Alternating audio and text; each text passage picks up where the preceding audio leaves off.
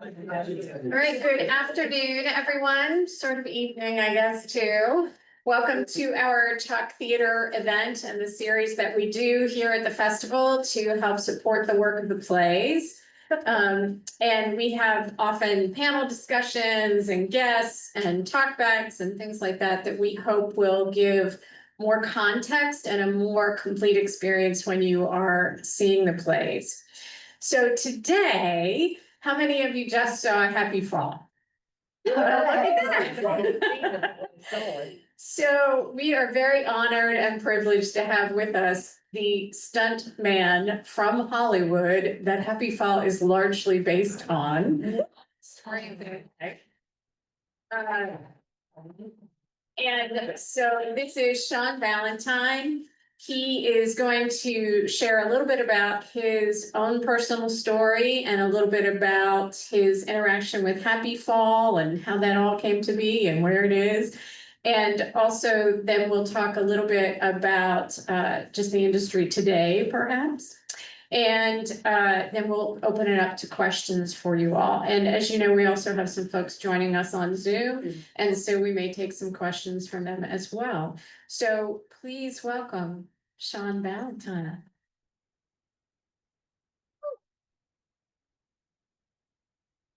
Thank you. Hi, my name is Shawn Valentine.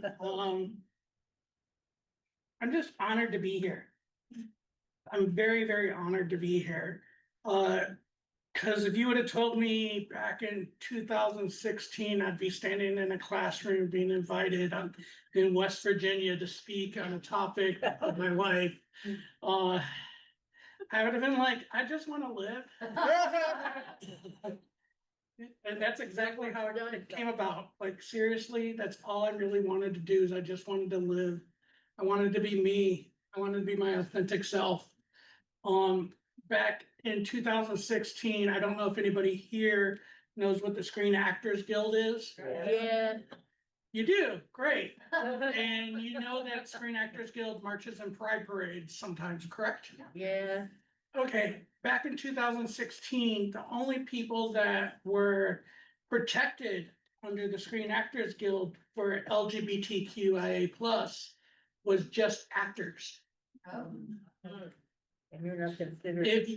They did not have broadcasters, they did not have dancers, they did not have stunt performers, they did not have voiceovers. If you came out during that time, you could be fired and they would have been totally fine with it. But here they are marching in gay pride parades. A little bit about myself. I was born and raised in Detroit, Michigan. Oh. Yeah. I know. I did 4-H. I showed horses, quarter horses, pinto ponies, Arabians, you name it, Western, English, barrel racing. I loved it. Barrelhead. You know, yeah, barrel racing. I absolutely loved it, and I shined, and I won the state championships. You know, Yeah. excuse me. My mom and dad. My mom worked at Ford's on the factory line, and my mom was a high school dropout. So we all decided to go to UAW Hall, United Auto Workers, and we all decided to join the martial arts together. And I kind of excelled, you know, being typical person that I am, I excelled just a little bit. I beat the #1 guy in Michigan, and next thing I know, I'm representing the United States, had the national anthem playing behind me. I won the national championships by the time I was 15. Oh, wow. Yeah, kind of fun. You know, typical kid from Detroit. I had all these college scholarships, and my parents didn't understand what a college scholarship was, and they said we couldn't afford it. I even had a college scholarship to Juilliard, full ride. And I didn't even know the offers that were on the table because I just did it. You know, I had teachers that believed in me, and I had a family that loved me and everything else, and instead I joined the military. Became all I could be, and then some. I was an Army combat medic, and I went to a place called theater, a different kind of theater. And saw things that, little boys should not see when they're 19 years old. And to be very honest, it gave me PTSD and all of that. After that, I tried to go to college, but I was partying too much. I'm gonna be very vulnerable today. Is that okay? Woo! Yeah. Cool. I was partying too much and I left in the middle of a semester. And Hollywood called me Oh. because I knew I couldn't go back to Michigan. Because I knew if I went back to Michigan, I'd probably work at Ford's. And I always wanted something better, but I don't want to say better because it's not better. I love where I came from, but I always knew that there was something else for me. And I knew if I ever went back, I could always get that because they wanted me, and that it's nice to be wanted, to be honest. And I still go back and I give lectures there and stuff like that. And I became a PA, a production assistant, and on a low budget film. Oh my God. Bless your heart if you ever PA. Like they wanted to they paid me $275 a week. Oh. Yes, to go get me coffee, go get me this, that. And I thought I arrived. And next thing I know, the guy sitting next to me at a coffee shop, I was getting sober at the time. So sobriety is part of my story. And the guy sitting at the coffee shop turned to me and was like, "Why don't you work for me on a union gig?" And I don't know about you, but for me, I always was told if you put yourself out there, finish what you said you would do. And I turned to him and I said, "No, I cannot. I got to finish this week out." And he loved that. And because he loved that, turned out the following week when I came back to him and I said, "Yes, I can." He's like, "Well, I'm the executive producer, UPM line producer of Star Trek." I was like, nope.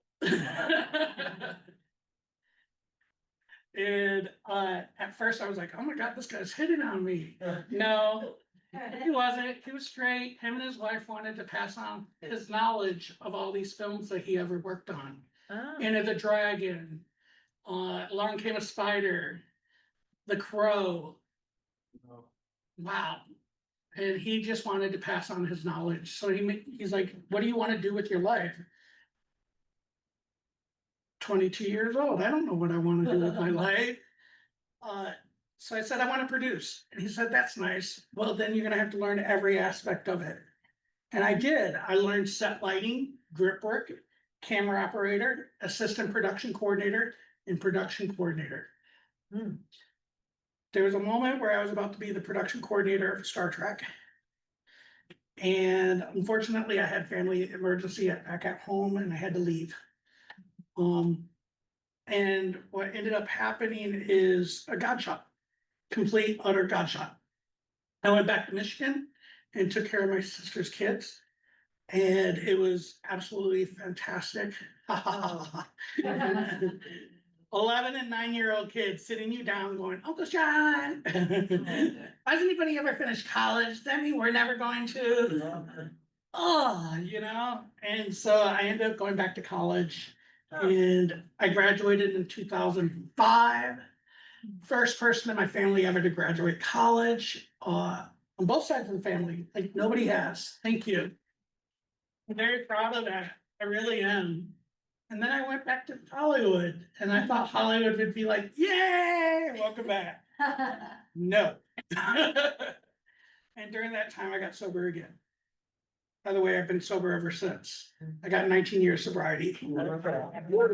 Sobriety is a big part of my story because of who I am today. The cool thing about it was I called my old coach in Michigan and I said, I need to start looking at people in the eyes instead of their tennis shoes. And he said, "Why don't you go back to martial arts?" And what I did is I said, "Okay, I'll try it. Why not?" And next thing you know, he's like, well, go to this school, and it's called XMA, Extreme Martial Arts.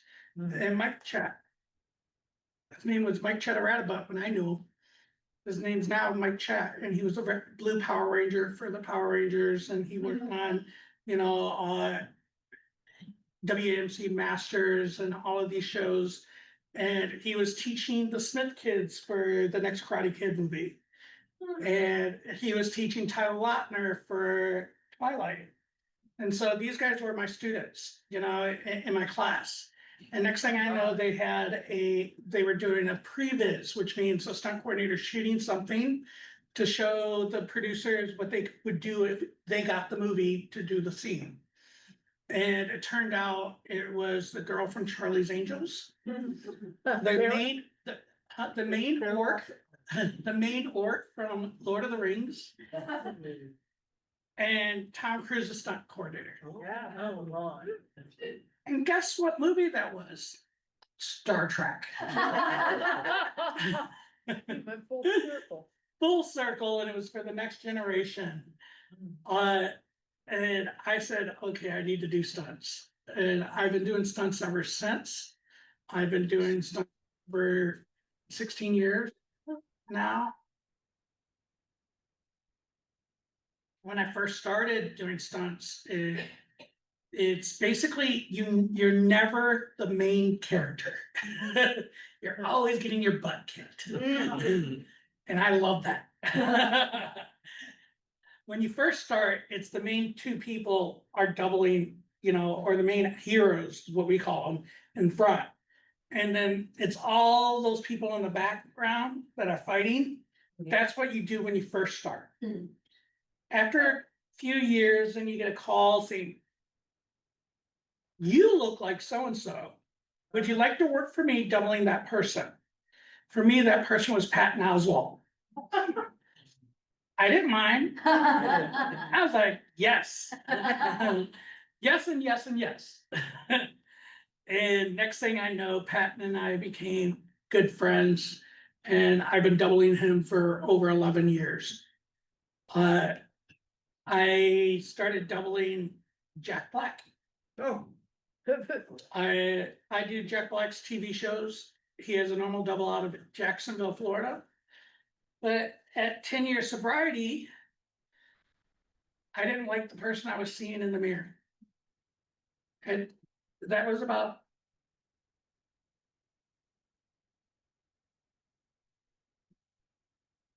it's about 5 to 7 years into doing stunts. And I was doubling people, I was stunt coordinating, but I didn't like me. And I tried to figure out what was going on, because I already did, you know, counseling, and I already got sober and all of that. And I'm gonna be very brutally honest. I'm here today because I tried to kill myself. I had a rope around my neck.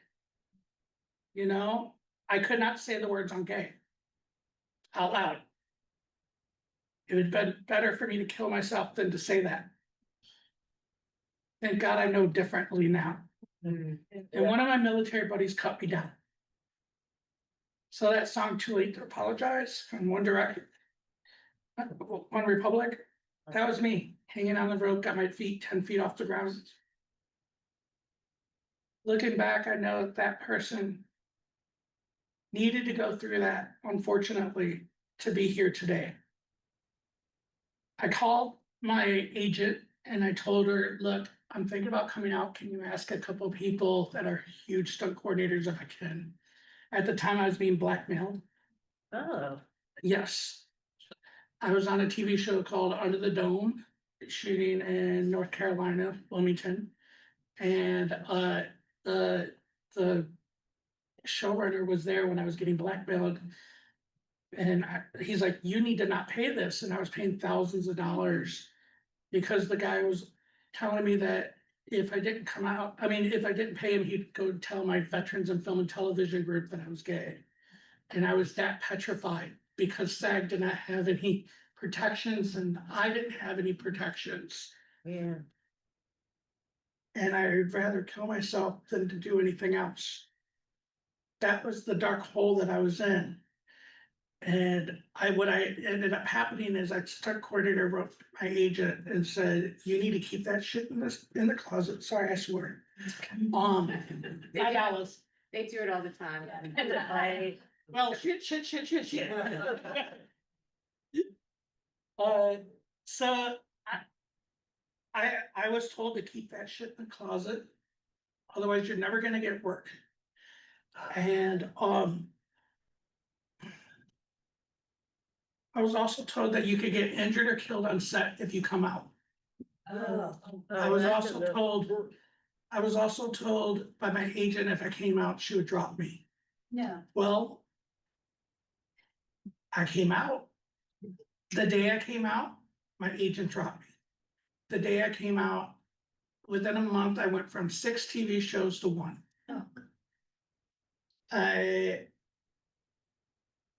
Within 72 hours, I went global. I had news articles written about me because I became the first openly gay stuntman in the industry. The very, very first. There was amazing lesbians. They always like are there for you. But no man has ever came out. huh.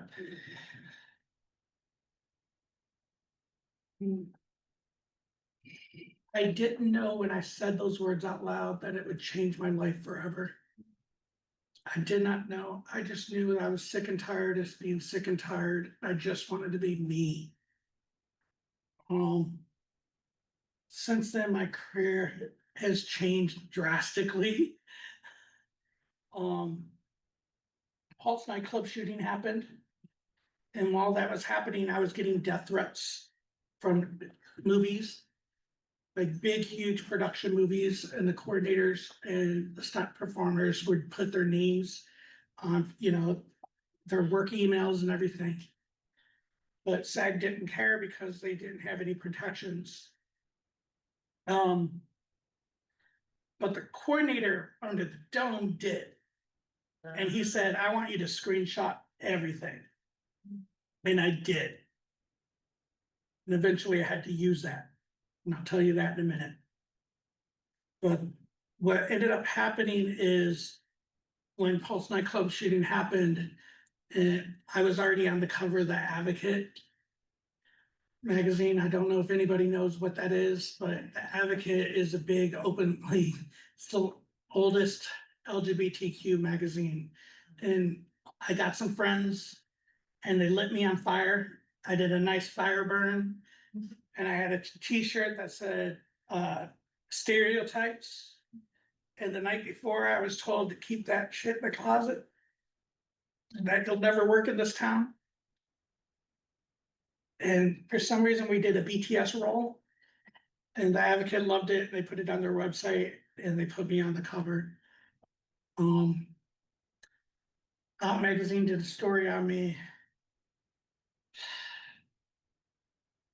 All these kids started contacting me all over my social media. I started Instagram that day. I try not to accept everybody because I'm a little nervous still to this day. Cause with kids and I have a foul mouth. I really do. So I'm trying to find that happy balance of where I want to be. What ended up happening is when the death threat started happening and everything, I told Patton and he said, watch this. And within 12 hours, he did a press release backing me saying, that's my stunt double. You have a problem with him, you have a problem with me. And when an A-list actor does that, the rest of the industry shuts the F up. Yeah. Because they know that they can be completely, utterly blasted. And then Pulse nightclub shooting happened, all those death threats became all too real. And what ended up happening is I ended up being on the front steps of the City Hall with Lady Gaga performing. What the? And because I was on the magazines, people parted for I could walk up to the front. Next thing I know, I'm on the steps, literally between you and I, sitting there with Lady Gaga performing for that impromptu thing that happened because of the Pulse nightclub. Within 3 months, I'm on American Horror Story. The stunt coordinator for American Horror Story hired all the people that went off on me and told them, I dare you to say something on this set.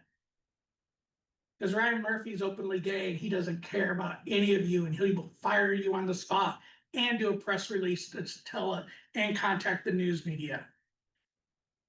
What ended up happening is those people apologized. What ended up happening is I got the double Shaz Bono.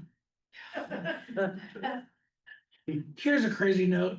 Imagine working on a set and Cher comes in with cookies. Yeah. She literally brought cookies. And she said, these are not my maids.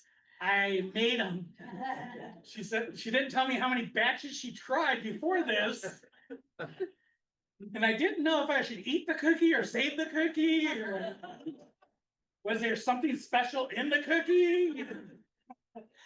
So I'm like, okay, I'll eat Cher's cookie. Doesn't sound right, but anyways.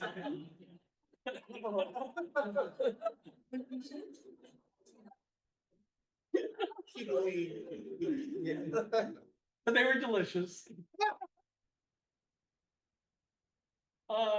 So I decided, okay, I had some good friends that, you know, started backing me and stuff like that. And they were realizing that I'm just me. And so what I did is I went to Pride and I took a live stunt show for anti-bullying. And it was the first live stunt show ever at a Pride event. And behind us was what anybody's ever said. I went to all of the cast members. We had Cirque du Soleil performers, you name it, we had it. And I asked them, anything that's ever said to you that really hurt you. And so during the performance, I co-headlined Pride in LA, and the words came up. Well, little did I know, the Canadian Ambassador General was there. And they came to me after the show and asked me, how would you like to do World Pride?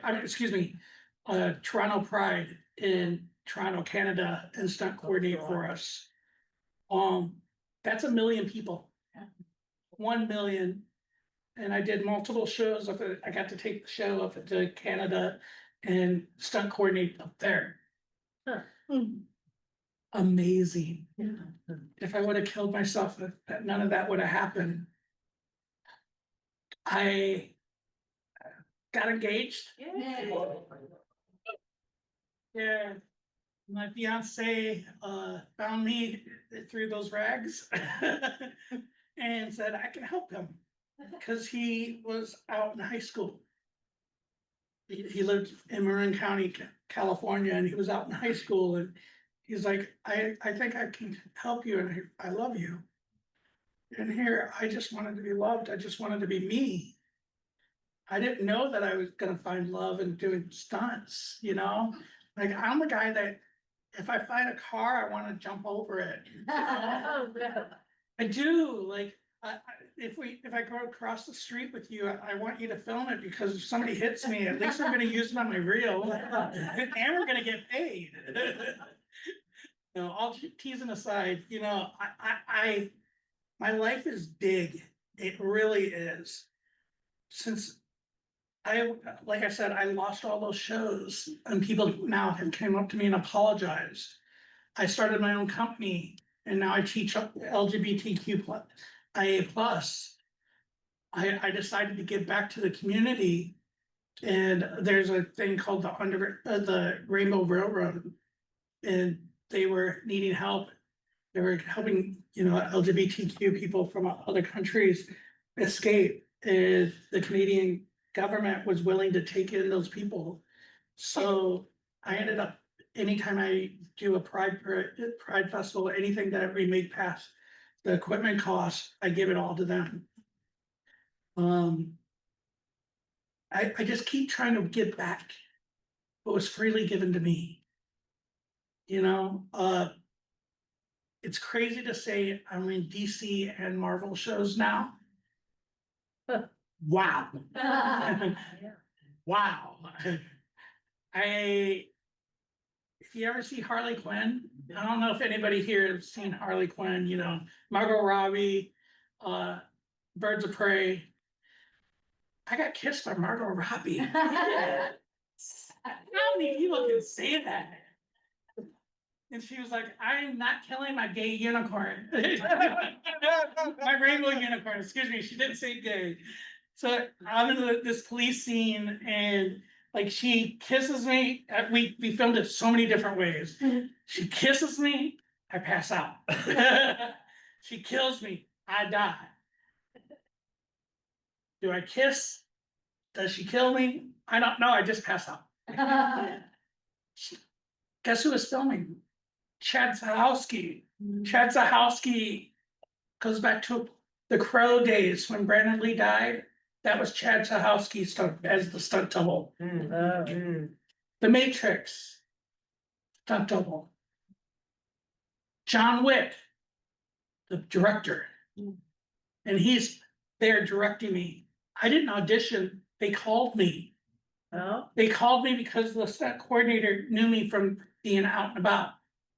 The stunt coordinator also, the stunt coordinator, when I was the junior champion, he was one of the Pee-wee champions.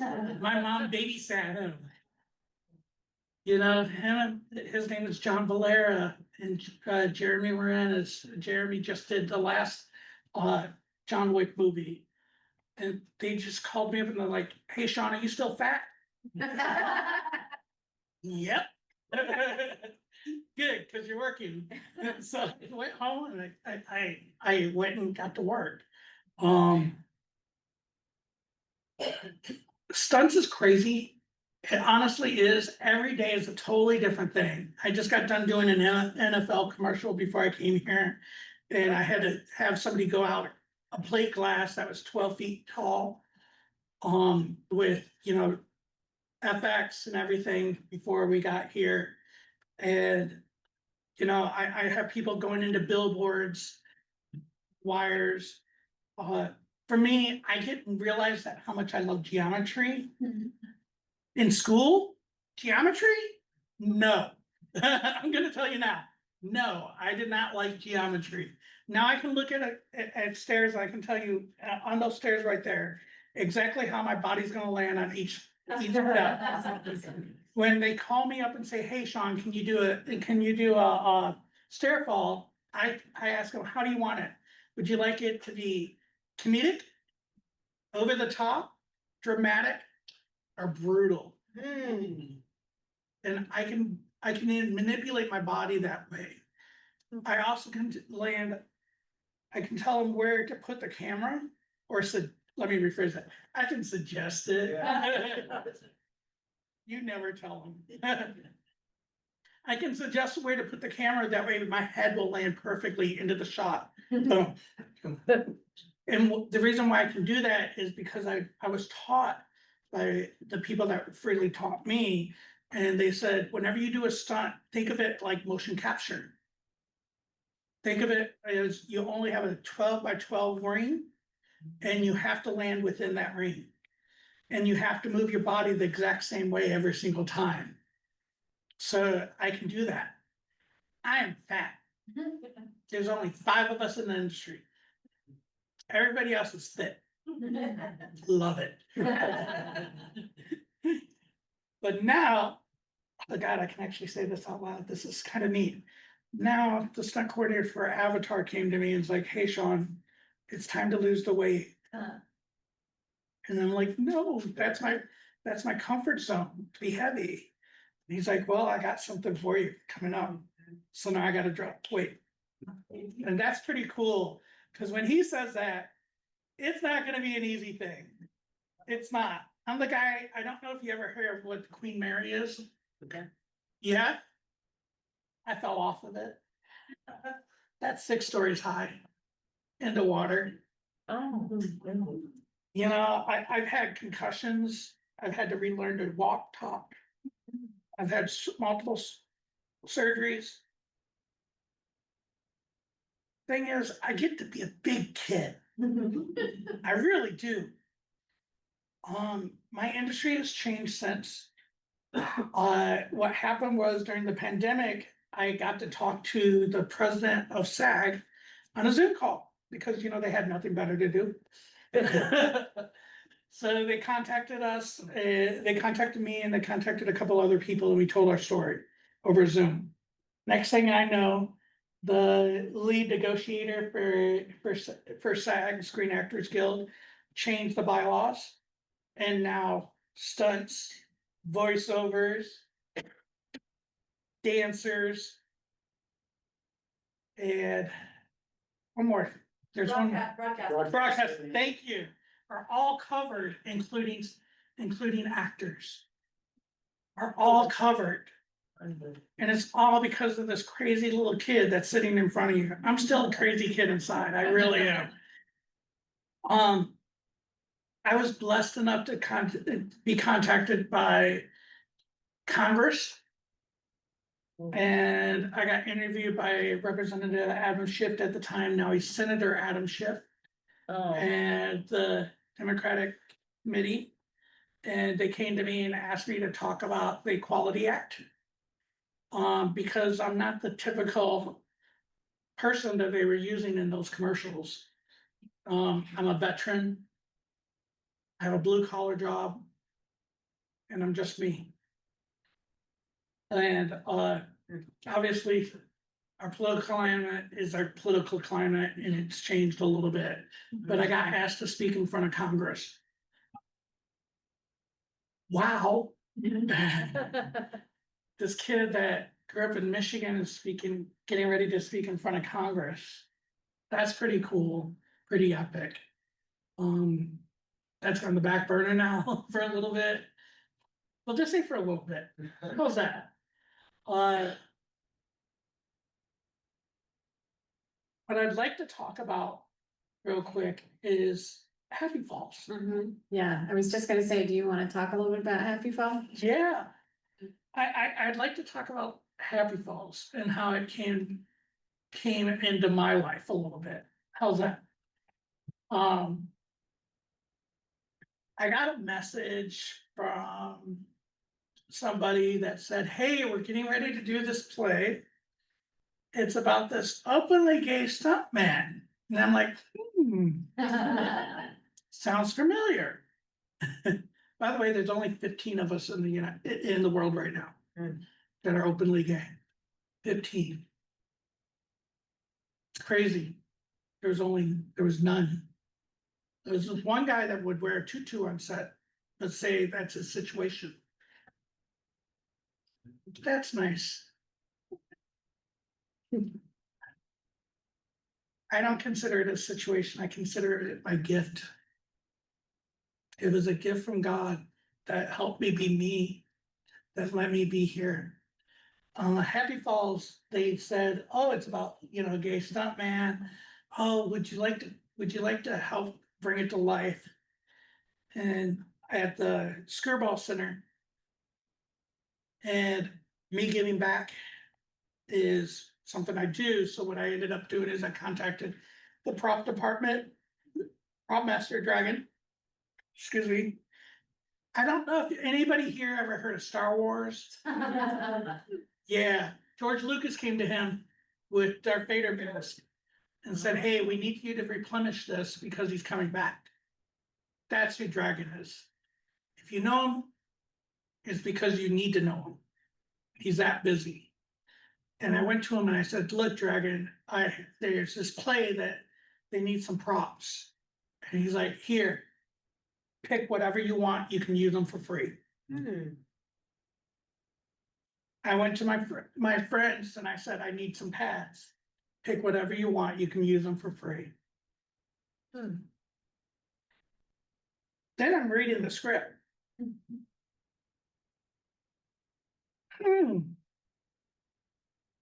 High Falls.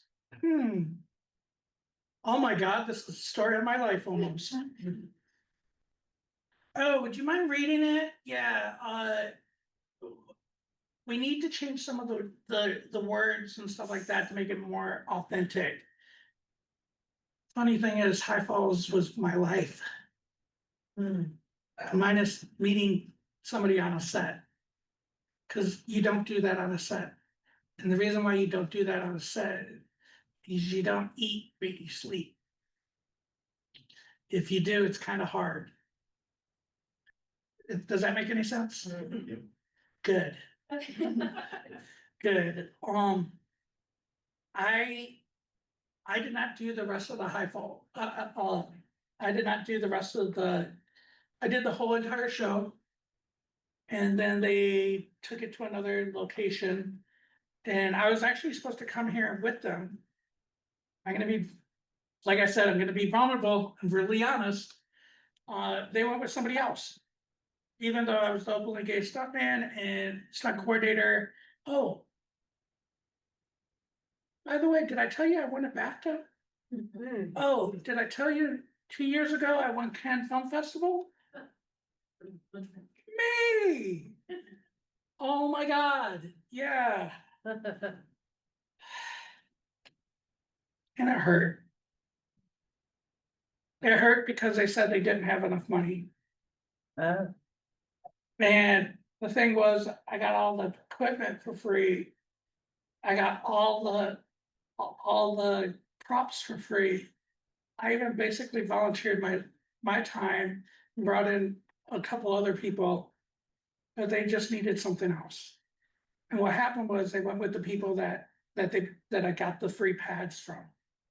Oh, And instead of using somebody gay, they brought in somebody straight Huh? for the LA thing. And if you think that it hurts a little bit, a lot. I took it to heart. I really did. What I didn't tell you is a lot of those actors that were in the play, they're still my friends. And I ended up teaching them over the years. And I still pass on my knowledge to them. Why? Because they want to learn. And I have no problem with helping anybody. None. None. Also, I just did the guy that played Clay last time. I just did his first movie. I stunt coordinated it, second unit directed it to help him out because he needed it. I got a girl, just a little MMA fighter. I don't know, anybody here know MMA fighters? Y'all know Ronda Rousey? Yeah. There's also a girl named Kat Zingano. She's my student. I got her in it. Rhonda's really sweet. You might be seeing her soon. Yeah. I'm now the stunt coordinator for professional wrestling. Yeah. Crazy. Professional wrestling. AEW. My first job was in front of a live studio. I want to say live studio audience. It wasn't. It was a sold out United Center in Chicago. And I had to choreograph a fight the night before. Amazing. So fun. It's amazing, it's very cool. So fun. And the last time they were in Vegas, I started teaching some of the wrestlers how to really fall for longevity. It's like you can hit, but can you hit and do it 20 times in one night? You know, there's a different style of falling that way. And I can show you how to take a hit on this and not hurt that, and not hurt yourself either, but make it look good. And they contacted me and they're like, hey, so we want to do a little fire burn. And I'm like, okay, cool, yeah. And so we started doing rehearsals and, you know, for months and months on end. And I get there like 3 days beforehand and, oh, we're gonna do a fire burn with a flamethrower. 2 wrestlers with a flamethrower. So I lit somebody on fire. One wrestler lit the other person on fire. The guy was Jack Perry. His dad was Luke Perry from 90210. So don't mess up. You know, don't burn them. And with a flamethrower in front of 40,000 people. Yeah. I'm so blessed. Take it, work Hey, it out. you know what? Let's take some questions. Yeah. Some questions? All right. Yeah. So, I do want to say that I'm really grateful that Shawn, given the experience that he's been having, joined us to be a part of this. And he hasn't seen our happy fall yet, but he will see it Oh. tomorrow. And so we're excited that he's here. So who has questions for Shawn and, his experience in the stunt industry and coming out and doing the work that he has done as an advocate? Who has questions? Yes. What part of your body has not been broken or damaged? My head, Oh. just joking. That had a concussion, so, my legs. Like my knees are always get injured, but you know, just superficial, 6 weeks, and I'm okay. Hey, there you go. After all these years that you've been doing this, do you still find yourself getting nervous? You get nervous? Do I get nervous? I get nervous in front of y'all, to be honest, you know, no, all teasing and joking aside, if you do not get nervous before you do it, you're not respecting it. What I do is I stop and I pause and I visualize it in my head before I do it. And then let's do it. Yeah. Yes. When you lose weight, your center of gravity is gonna be different. Yeah. How do you envision yourself in space and air being different? You ever hear of American Ninja Warrior? Yeah. I was a stunt tester for all the obstacles, so I had to bite it on every single one. I love it. So what I do is when I'm losing weight or having to gain weight, because I have done it both ways, I have learned to train the whole time. You keep up your training no matter what, whatever weight you are. If you're not training, there's somebody else training behind you to take your spot. Other questions? Yes. So I have two questions. Okay. Have you ever said no to something? And the second question is, I'm very impressed by how you've been so generous with so many different causes. Who's been the most generous person with you? So I'm just gonna repeat those in case everyone didn't hear. So has he ever said no to anything? And he has been so generous to so many different causes. Who has been the most generous to him? I have said no to a job. And the reason why I said no was because I have a lot of kid followers that contact me and was like, Shawn, you know, you're so much blah, blah, blah, blah, blah, which I'm not, I'm just me. How do I get through this bully? And so what I did is I turned down a job where they were gonna hook my skin. But with a prosthetic over it, you know, it was gonna be harness, but I didn't want kids to see that, and so I turned it down. I was supposed to be hung upside down with my skin and all that for a horror movie. I was like, I just can't do that, even with prosthetics, I just don't feel comfortable with that kind of thing. And who's been the most generous to me? The Human Rights Campaign.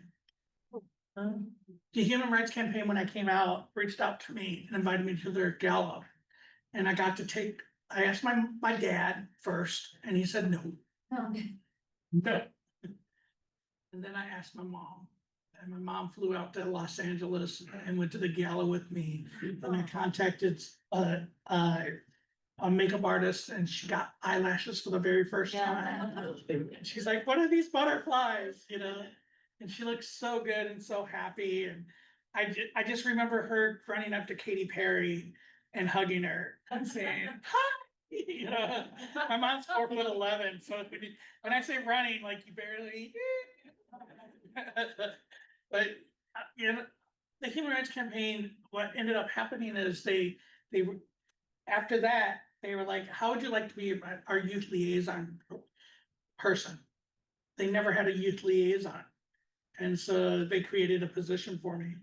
And I ended up going on tour of 4 countries and 22 cities speaking.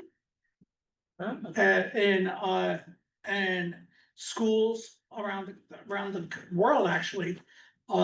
In high schools and in, over in UK, they're not called foster homes, they're called something else, I forgot what they're called, but there was this foster home thing, that orphanage kind of thing that they wanted me to talk about.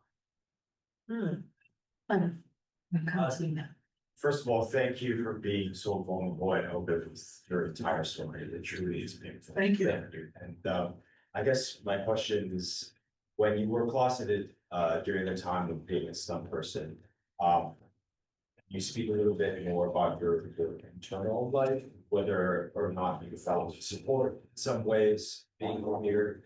And if you still found chances to be romantic or you know, be yourself in those dark moments as well. Yeah, so this question is about, when he was working as a stunt person and was not out, how he dealt with that internal feeling, and did he have support from any place or anyone that really helped? When I wasn't out, I had my gay friends, I had my straight friends, and I had my work friends. And even if I was on a date, I had the blinds closed because I was afraid that somebody would even see me sitting next to a guy. It was that bad. I guess my body told me that I needed to do that. And when I did come out, the person that I knew that lived down the street wrote on my garage, faggot. You know, I had somebody put nails on a board in front of my garage that I rode my motorcycle if I could get injured. So my internalness was telling me I need to protect myself. On set, the romantic side, it took, I just wanted to be there. I wasn't there for relationships. I was there to do an amazing job. So I poured my heart and soul into the job. And I'm really glad I did that. I sacrificed a little bit of me because I wouldn't. It's funny, I'm wearing a white shirt today. Last week I bought a pink shirt ever. Like, if you know my wardrobe back then, it was all black. Like my black and flannel. Like, seriously, I would not wear anything of other color because I was always afraid that the outside would perceive me differently. Now I just don't give a shit. Don't care. I wouldn't even, thank you. I just don't care. I wouldn't even decorate my house because I was afraid that you would see that I had a little decorative gene, you know, whatever that is, you know, like, I was just so scared. I felt like a little boy that was so scared. And now it's like, we have Christmas trees, you know, oh God. I helped decorate my house, I go to my old neighbor's house, she's like 70 years old, excuse me. She's like 80 years old, and I go to her house and I get her a little Christmas tree. Me and my partner David go and decorate it for her, you know, it's really nice to be able to say, yeah, this is just me. It's just another thing of me. I have a question. I think I had a question here, yes. Thanks. Can you speak a little to the lag and protections within SAG? Was it just, you know, checking the actors is like the one thing that they had to do, or in terms like maybe it was financial, or just like the lag and protecting various groups and what?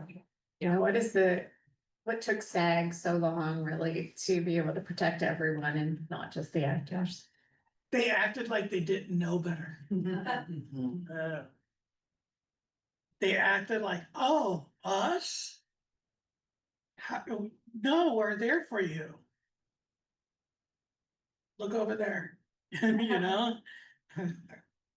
No, that's what they tried to act like. And then it took them about 1.5 years to finally implement it. We have so many questions. We go here, here, and here, okay? Two, if that's okay. Did you have any crossover either in education or in experience with clowning? Clowning? Yeah. No, but the way we look at it, stunts, is we're ringside clowns. Like, if you see like the clown that's in a rodeo, those guys are stunt performers. Oh. And then my second question, Margot Robbie's kiss or Cher's cookie? Oh. Joyce? I plead the fifth. Huh? What was the cookie? Chocolate chip. I know, right? So let's take this question and then we'll go over to you. Yeah. With your job being such high risk for a lot of health issues and stuff, like, problems that could arise, do you all have some sort of like special workers comp? Is there special workers? Bless your heart. No, and a lot of stunt performers do not share their secrets. At least that's the old school. Dukes of Hazzard days, they would not tell the newer stunt performers to put cushions on their seat. And so they would jack up their back when they landed generally. So yeah, we never knew to do that. Now, the new generation here, we share our wealth, kind of thing. We're not trying to get people to come and do it all the time, but, we don't want people to get injured. We don't get injured, by the way. We feel it.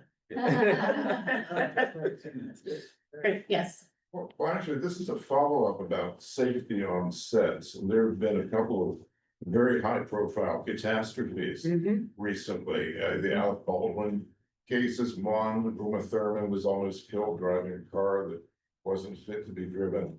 Who's in charge of safety on a set? Are you able to tell a director, no, that actor is not going to do that because it's dangerous, or we're not going to do this stunt because we can't do it safely? Or who ultimately is putting people at risk? Who ultimately is responsible for preventing risks?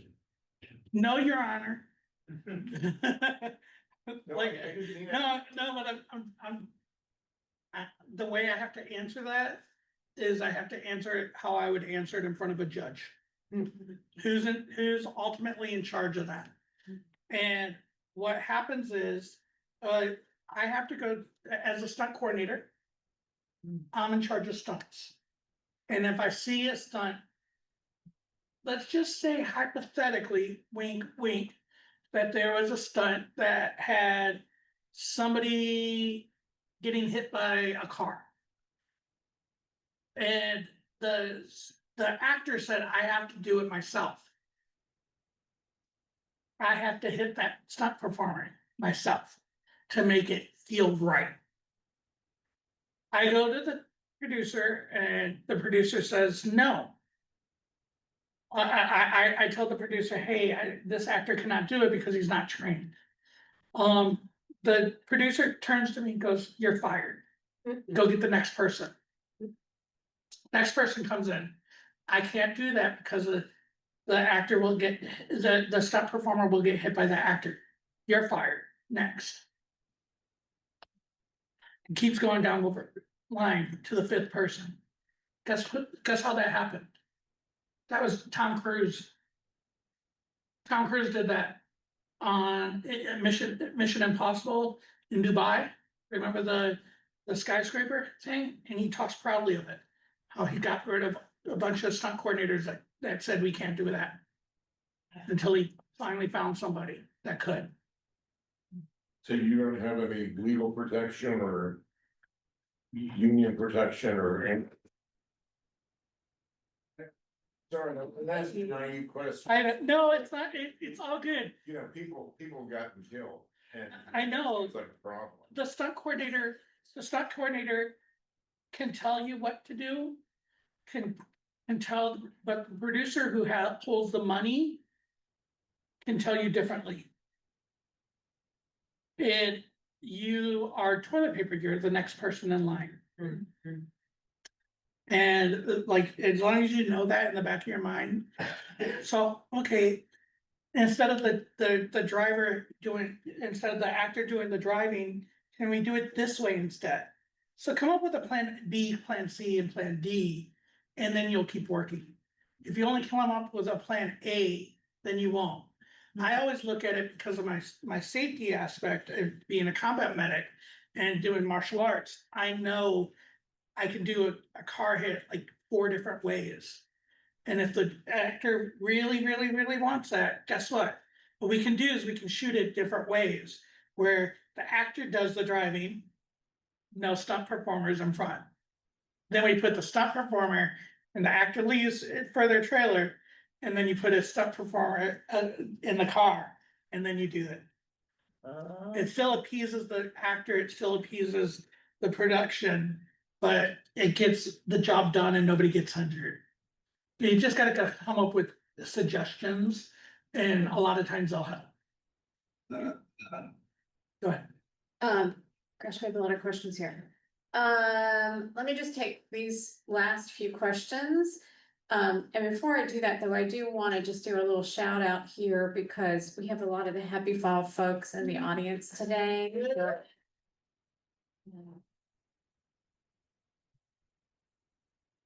Two of them are professional stuntmen, so I want you to meet them afterwards. And also, yeah, you do.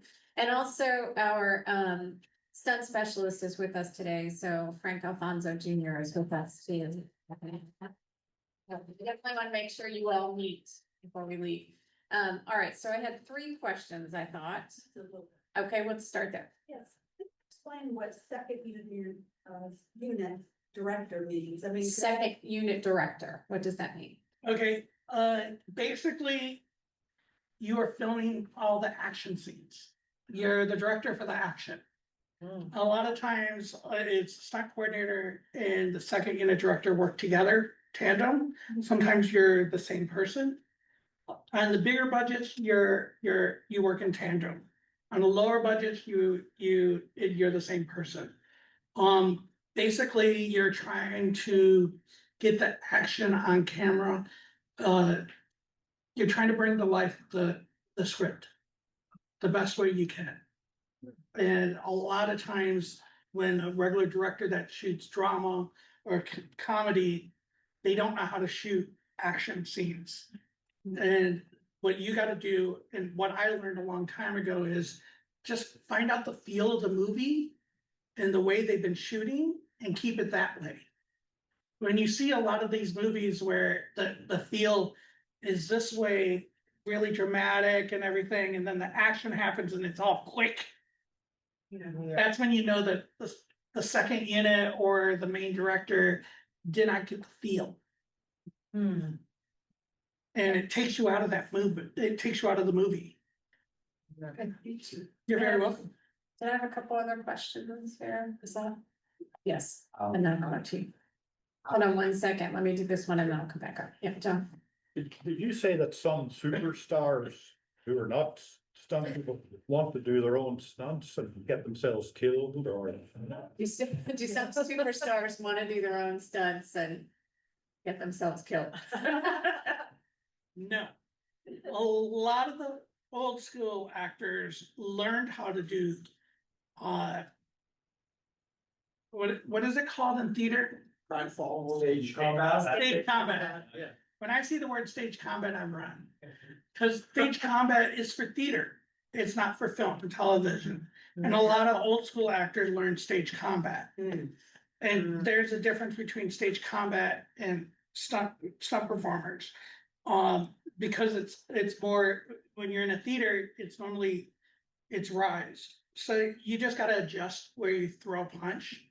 The way if he punched me in the head, in the face, obviously I have a bubble around me. Because it's my moneymaker if I'm the hero. And so he'd hit the bubble, not me. But if the higher you are, the way you hit it on the jawline is different. for the audience. And the way you always want to throw the punch is towards, for camera angles. So if this was the camera right here, just think of a string. Put a string attached to the camera and just pull it out. And you have to cross that line in order to sell it. A lot of do a lot of the actors want to do it? No, not anymore. They understand it. They're no longer being tough guys and tough girls anymore. But ever so often you'll get an actor that says punch me. And I'm still like, you know, I still make it hurt, you know, make it look like it hurt, and like move my hand, I'm like, ah. And they just need a tap. And when I mean a tap, I just mean like that. That way they can do the reaction. Great. I was curious, what was the most difficult stunt you ever were involved in? What was the most difficult stunt you were ever involved in? Ooh. Falling off Queen Mary was hard. On American Horror Stories, I was going down a dirt road 40 miles an hour fighting Cuba Gooding Jr. and Sarah Paulson with Angela Bassett driving. Oh, boy. And I had to fall out of the back of a moving pickup truck when the only clothes the only pads that I could use were the pads that I had on my body. And they wanted me to fall and then roll uphill. So I think I did it. Yeah, normally if you fall out of a truck, you go back, you go that way. But no, they wanted me to fall and roll upwards. And I think I got 7 takes in me. Oh, my. And then I couldn't walk for 6 weeks. Yeah. Just bruises. All good. Cryotherapy is my friend. You really felt that, right? I did. I think they did too. All right, I'm gonna take one last question, then we're gonna have to wrap it up. Here is the last question. Anybody? Okay, all right, I'll take these two questions and then we'll wrap it up. You know, I'm scared to death when I see stunts and so I can't enjoy them. And I asked somebody at one of our earlier discussions, she was the fight director. She said she was scared too. She was always worried that Max wouldn't be at the right place. I mean, I like you so, and I keep thinking, and I don't know you, I just have been able to experience you. And I keep thinking, why couldn't he do something that I would be able to watch and not? So she's saying that, she's scared to death watching stunts and wants to know why you can't do something that doesn't make her so afraid. She likes to. Sorry, I can do a pratfall and you'll love that. What happens is when I double Jack Black or when I double Josh Gad, they love to make me fall on my stomach. Oh. Like, and bounce and act like it's totally fine. That's always after lunch. So you might enjoy that. You're welcome. One more question. Here. Thank you so much for your authenticity and just for being me today. Yeah. Thank you. You had and were very much a part of an inflection point in an industry that became open because of your actions and activities. I'm wondering if in your mind, there are other industries that you see that are ripe to that.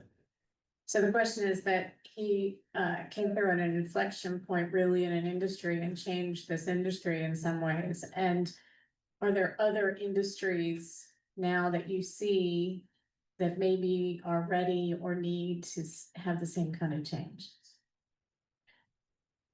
I think any industry that's homophobic should change. That's simple. Like, it doesn't matter if you're a police officer, if you're in the military, whatever. I don't care. Why can't people just be happy? It's that simple.